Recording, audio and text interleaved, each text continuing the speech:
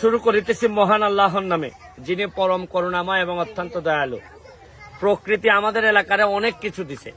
আমার কাছে ভাগ্যবান আমি মনে করি যে এই কারণে যে আমি এমন এক এলাকার এমপি, এইখানে প্রতিটা জায়গায় মনে হয় যে একটা পর্যটনের একটা জায়গা। আমি একটা জায়গায় আসছি, এটা হচ্ছে গিয়ে পানছড়ি ইকো রিসোর্ট, কিন্তু ইকো রিসোর্ট টিসোর্ট এখনো কিছুই করা হয় নাই। এটা প্রায় 28 একর জায়গা। এটা পর্যটনের জন্য মানে পরিপূর্ণভাবে প্রস্তুত। আপনারা আমি কি বলবো যে যদি এই জায়গায় আসেন, এত নীরব, বিশেষ করে তাঁবু দিয়ে যদি আপনি থাকতে চান, মানে এত নীরব এবং চারদিকে প্রকৃতি।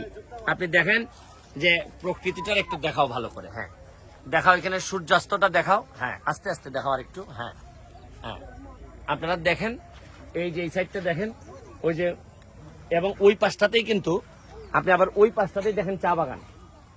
চা বাগানের পাশেই এইরকম একটা মনোরম পরিবেশে অনেক প্রতিদিন বিকালে এখানে পর্যটক আসেন। এখনো কিন্তু পর্যটনের কোনো কাজই শুরু হয় নাই, খালি জায়গা পড়ে আছে।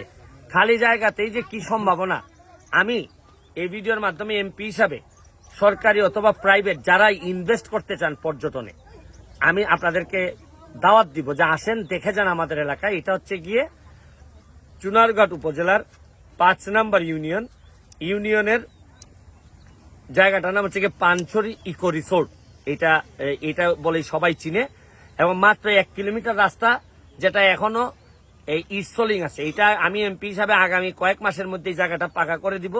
তাইলে একেবারে চা বাগানের ভিতর দিয়ে আপনি মাত্র 3.5 থেকে 4 ঘন্টার মধ্যে ঢাকা থেকে আপনি এই জায়গায় আসতে পারবেন, থাকতে পারবেন, বা যা যা ব্যবস্থা দরকার আমারে যদি বলেন আমি ব্যবস্থা করব।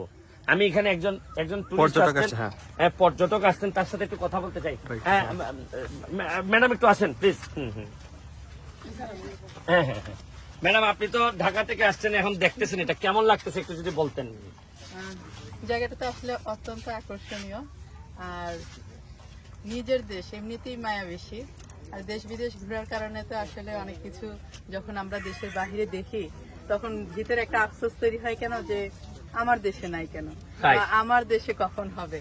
তো আমি পদ্মা সেতুর একটা কথা বলি যে 2012 সালে এটা ছিল প্রস্তাবনা।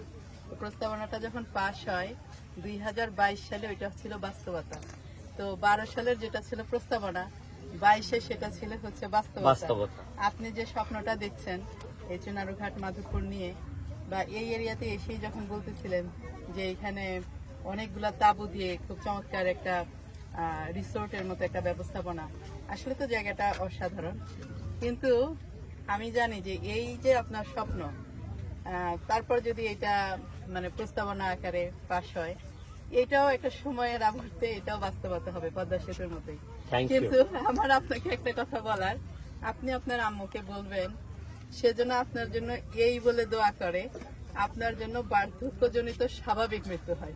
না না না না, আমি দোয়া চাই, জানি না। বার্ধক্যজনিত স্বাভাবিক মৃত্যু এই জন্য আপনাকে দেশের লোকের অনেক দরকার। না আমি জানি না, আমি আসলে এই ভিডিও থেকে বিদায় নেওয়ার আগে আপনাদের সবাইকে দাওয়াত দিয়ে নিচ্ছি যে আমার কাছে মনে হয় আমার যতটুকু সক্ষমতা আছে, প্রতিটা এলাকারই কিছু না কিছু বৈশিষ্ট্য থাকে, এই কারণে এলাকাটার অনেক দূর নিয়ে যাওয়া যায়।